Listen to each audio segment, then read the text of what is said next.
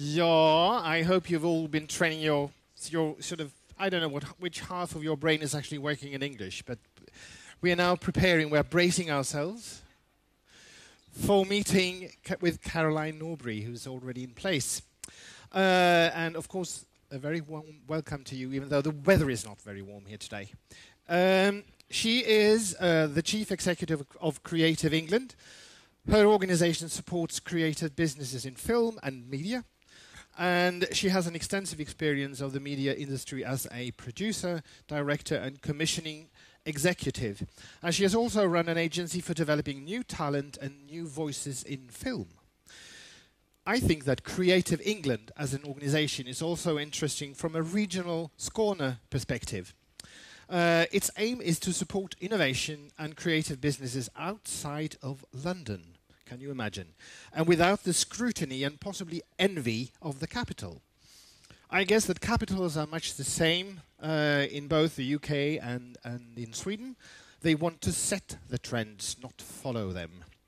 So we're extremely happy to welcome you, Caroline Norbury, and especially to the creative plot. And as I said before in Swedish, when you were not yet here, anyone who's met with a creative plot is part of the plot.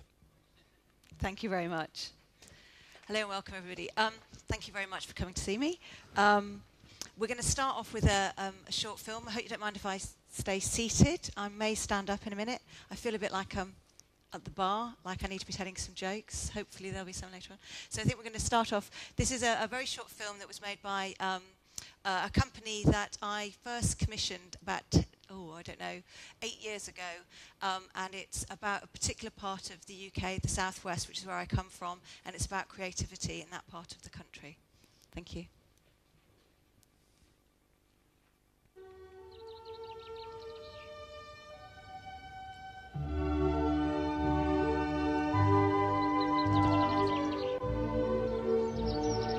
Yeah, I reckon we've been in this business about 3 centuries, this family.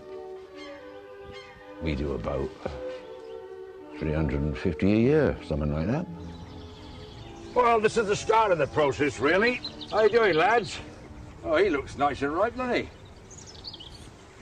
Yeah, being creative people, it's important they get a lot of praise, you know, massage their egos, especially just before the harvest. Some of these have been in a little bit longer just to make them a little bit more mature, but you got to be careful not to leave them in too long, otherwise they get a bit, you know, temperamental. There's old Hooky here. Oh, he missed his harvest. Though he's useless, he's no good to anyone. So we just leaves him in there as a reminder. We got about 200 creatives in the top field and about 150 or so in the bottom field. This is the hydraulic juicer.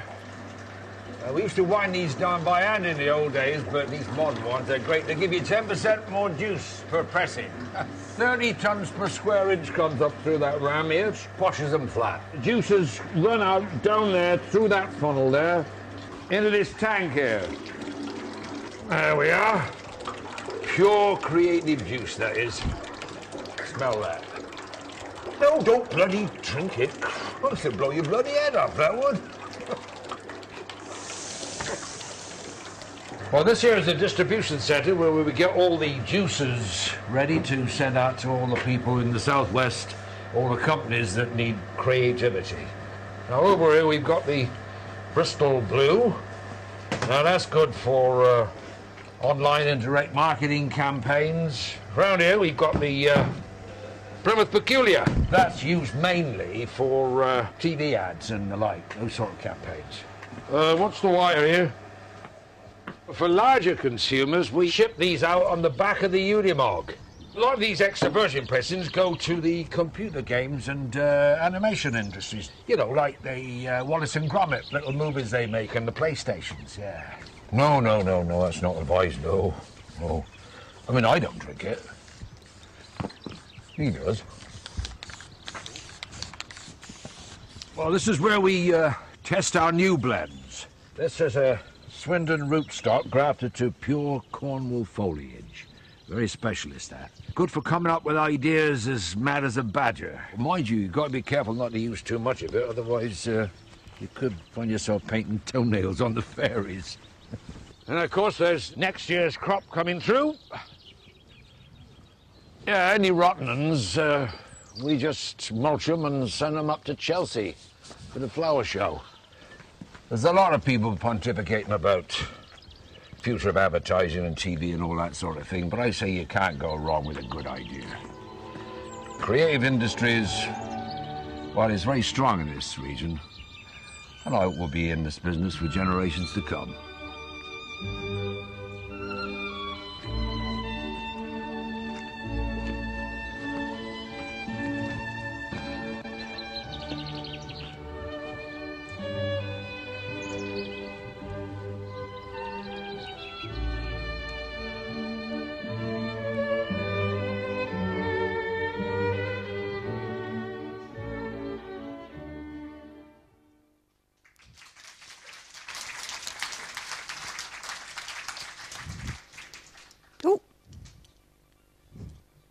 Thank you.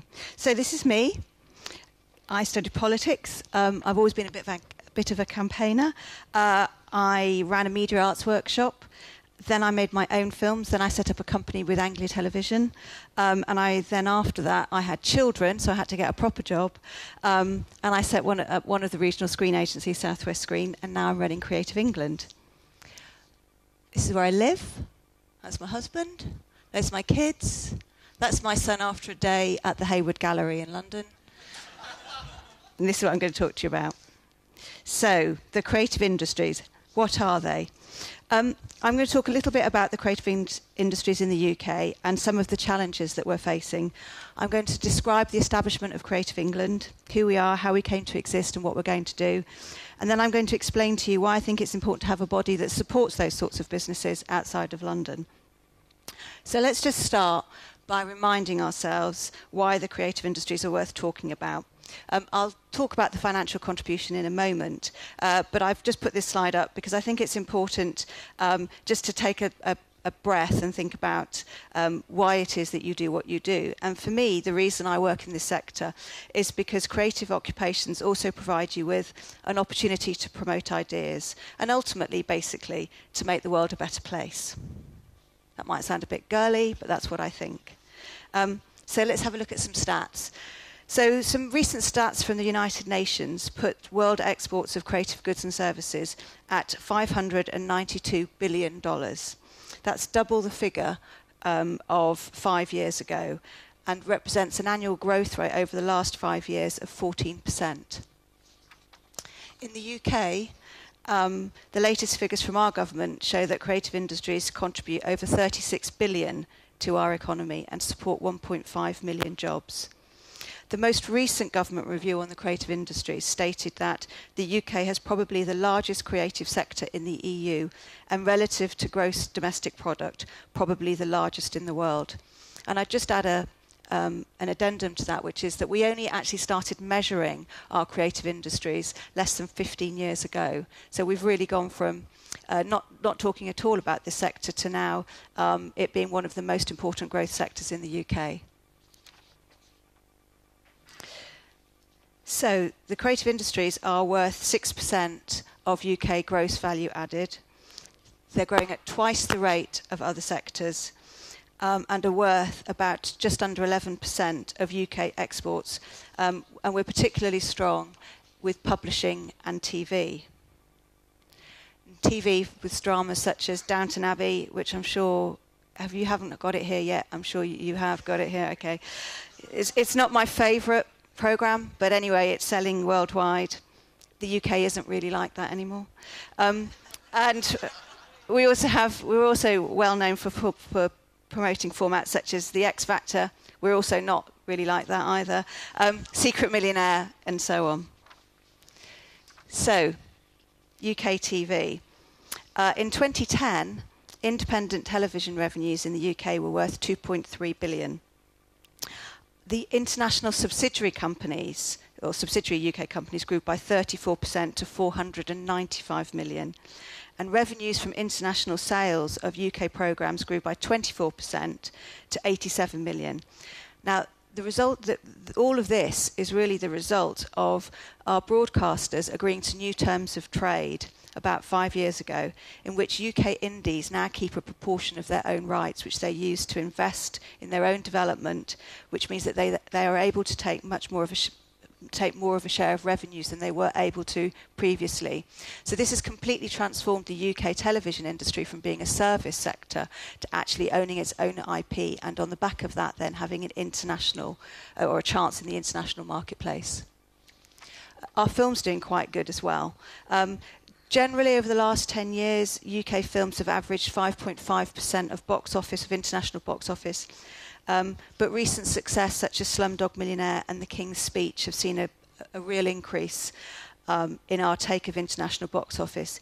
In 2009, UK films took 7% of global box office, and I think last year, 2011, I haven't got the stats in front of me, but I'm pretty sure they took 15% on the back of those films, such as The King's Speech. And overall, film makes a total contribution of 4.2 billion a year to the UK. That's via inward investment, employment, box office and DVD sales. Similarly, our games sector is strong and also worth around 2 billion. It's grown 16% in the last 4 years. And in 2013, the government intends to introduce a 20% tax credit for games, for TV, for high-end TV drama and for animation. And we expect this to have a significant impact on investment into UK games industries. This is the result of significant lobbying, of which I've done my bit, by the games industry, who are seeing more and more work lost to international competitors, particularly to Canada, where they've got a 40% tax relief, as some of you will know. We've also got a world-leading design industry worth 15 billion to the economy, and an estimated 232 designers work in the UK. Again, this has seen an increase of nearly 30% since 2005. One of the challenges of UK creative small businesses, and this is particularly true for the design sector, is that 93% of their business is done locally. And for us, that is one of the main challenges of Creative England. How do we get our businesses to think internationally and increase their export potential? So, our creative industries are recognised all over the world. Lots of people come to the UK to work. Film and television in particular comes because of the excellent crew base and facilities, and our designers are sought all over the world. And in addition, we've got the introduction of 3 new tax reliefs, which look likely to bring more business to the UK. So it might seem a pretty healthy picture of quite a strong sector. But, as you know, creative businesses are small, fragmented, undercapitalised and in need of constant reinvention. They face real problems accessing finance. They're not understood by venture capitalists or by banks, and within the businesses themselves, they often don't know what type of money they need. Some of them don't even know the difference between debt and equity investment. As I mentioned earlier, creative industry businesses predominantly serve local markets and are therefore not focused on export, and this in turn means they're more susceptible to small changes in the local economy. In addition, they're supremely affected by the volatility of the changing pace of technology and face significant skill issues as they have to keep up with the rate of change. And because they are so small and undercapitalised, they are highly susceptible to failure. In addition, we have huge macroeconomic and demographic issues in the country.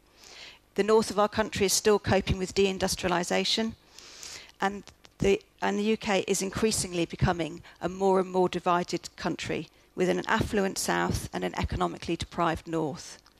Recent research indicates that creative businesses tend not only to be small, but to, as I said before, serving local markets. And because of this, they tend to be concentrated in areas where there is a strong private sector, where there are affluent consumers and good transport links.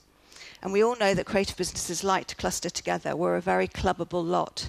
However, if this division increases further, it only makes this inequality worse. And then we have London. This picture is further exacerbated by London. London is fantastic, and without a doubt, not only a national centre for creative industries, but a global centre. one which is embedded within international networks of communication and finance. And this global London reaches well beyond the city's conventional administrative boundaries. In fact, London's city region spreads across the whole of the southeast of the UK.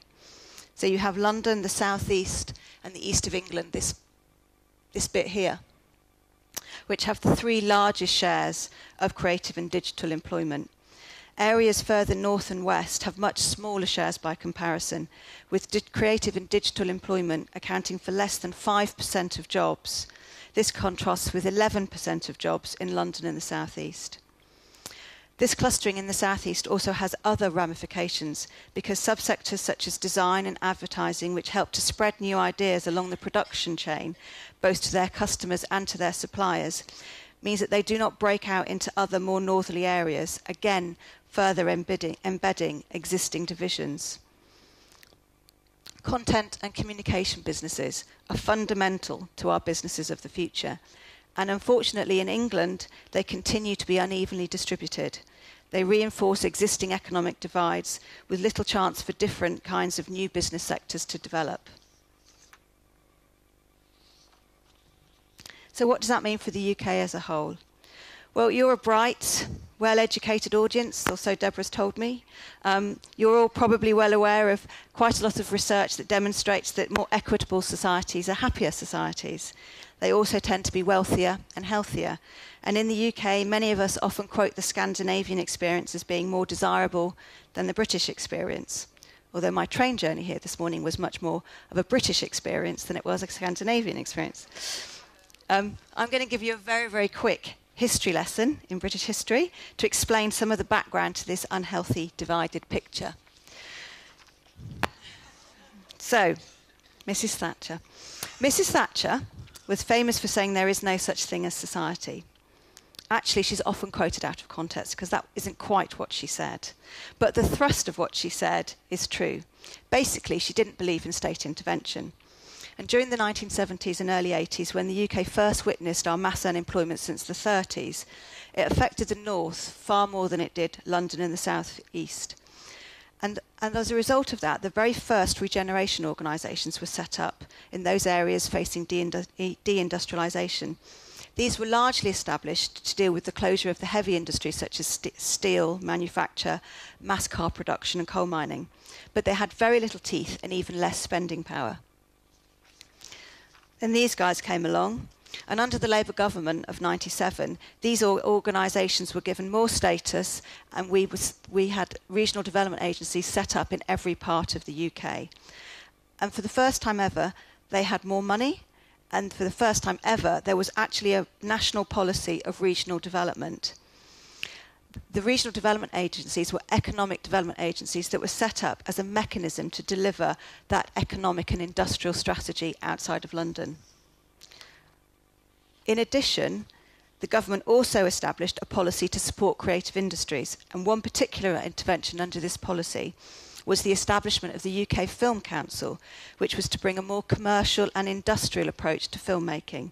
And it was the alignment of these two new organisations that led to the establishment of a new type of institution, which was called the Regional Screen Agencies, of which I ran one.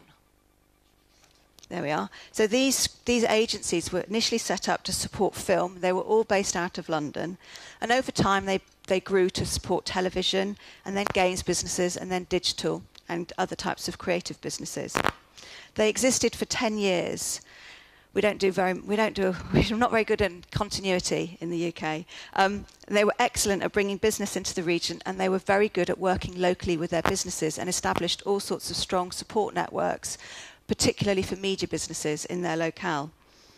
What they weren't very good at, however, was working together for the benefit of the country as a whole. They were far too intercompetitive and spent far too much time competing with each other rather than competing with the rest of the world. However, they did work very well until we had a new government and a credit crunch. And we all had to count our pennies. And then both the UK Film Council and the regional development agencies were both abolished. And following that, there was no money left to support the regional screen agencies. So I went to government and said, you need something to help you actually grow this sector that you keep talking about.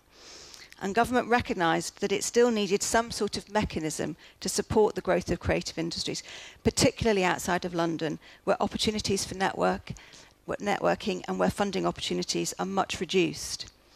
Government also, even the new Conservative government, actually really supported the work of the screen agencies.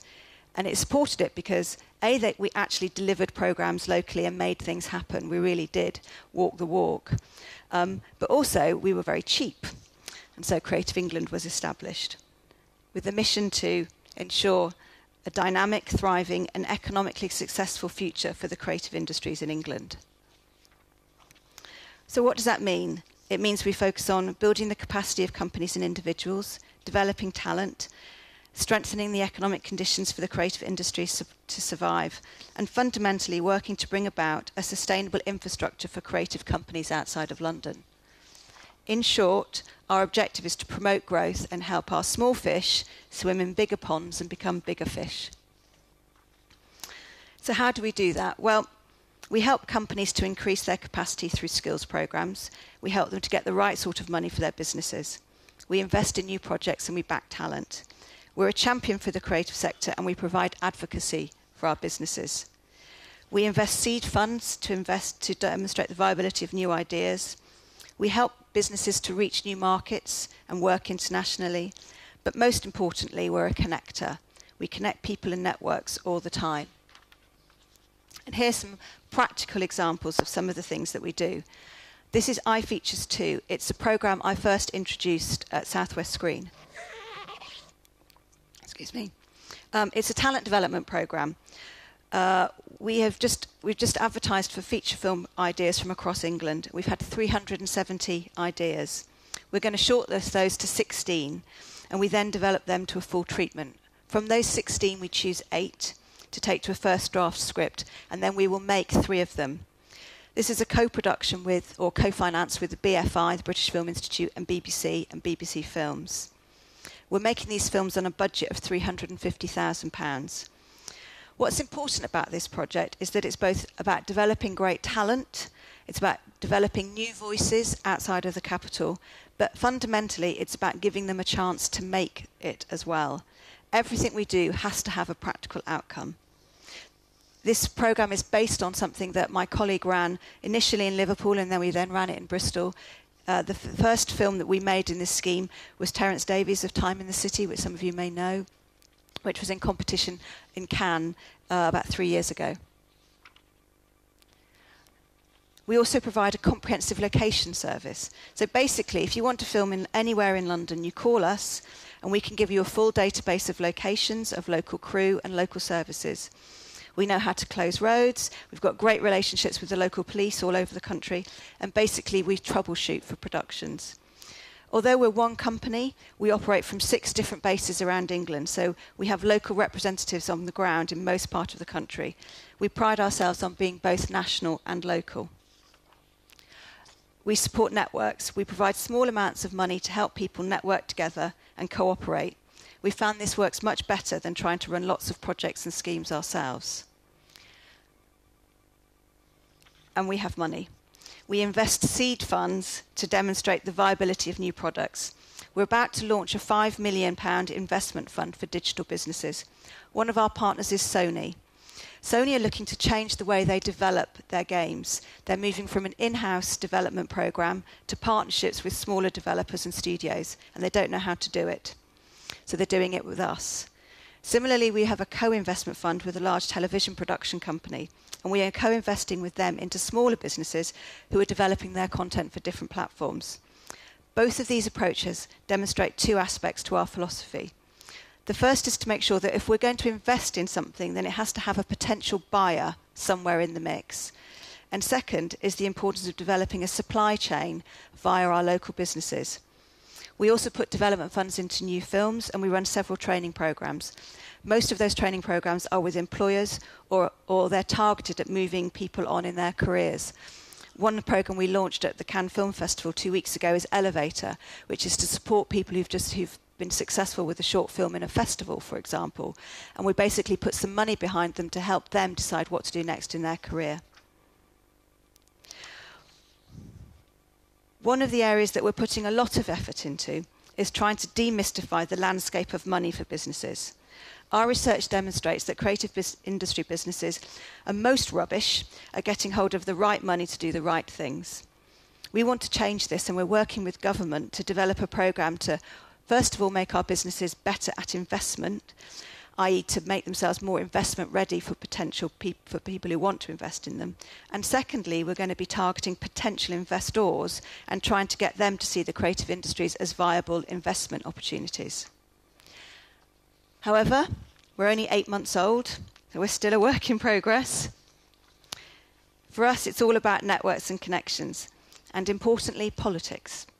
Much of what I do is to persuade the powers to be to do different things to support our sector and to change our government's thinking away from an industrial policy that focuses very much on defence and aerospace and chemicals onto the creative industries. We spend a lot of time fretting about competing with London, whereas actually we're competing in an international marketplace. Convergence means that your business can be global. But our research shows that our industries still only work in a very local hinterland, and we want to change that. I just wanted to put up a picture of naked men. We're a small organisation, and it's difficult when your USP is being local. However, the way we deliver is via partnerships. All the evidence demonstrates that this is what distinguishes successful creative industry clusters, that they're most likely to be successful where they are co-located with good cultural institutions, high-tech businesses and universities. It's the fusion of these which lead to the most successful clustering. We can't replicate that everywhere in England, but we hope that through our partnerships and networks we can have a jolly good go at it. I also wanted to have something with Whitney saying something funny about children are our future. Bit cheesy, but there you go. But I'm going to end by saying that creative industries are an important economic factor in themselves, but they also serve as fuel to the larger economy and therefore need to be supported throughout the country so that wherever you and your business are located, you have a good chance of cracking the international potential of your idea and making your business a success. We're just starting out at Creative England, but we believe we're on the right track so far. Thank you very much.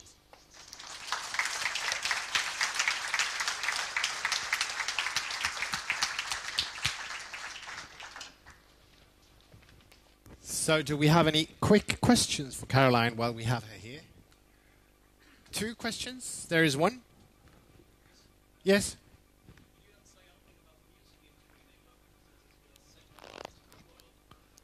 That's true. We don't work with music businesses. So we are concentrating very much around the screen industry, so film, television, games. Music has a national organisation called UK Music, which represents them, and we're beginning to work in partnership with them. And obviously, as you say, music is an incredibly important sector within the UK, but it's not something that I don't represent them.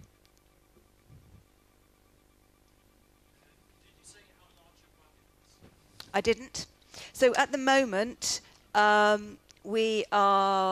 budget is about, we'll probably hit 6.57 million a year. As I was saying to Deborah earlier, the establishment of Creative England was set up on a wing and a prayer. It's a movable feast. So I would imagine that within 2 years we'll probably be averaging at about 10 million a year. Thank you very much, Caroline. I have one question. Where is this farm that we saw the film from? That's in Somerset. And it's still working? Yeah, it's doing well. It's doing well. It's doing well. Oh, I should just say that the company are just about to make their first feature film.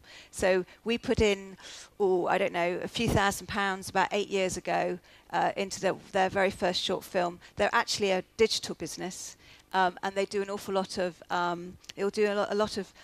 online democracy projects, but they're moving into television and film as well.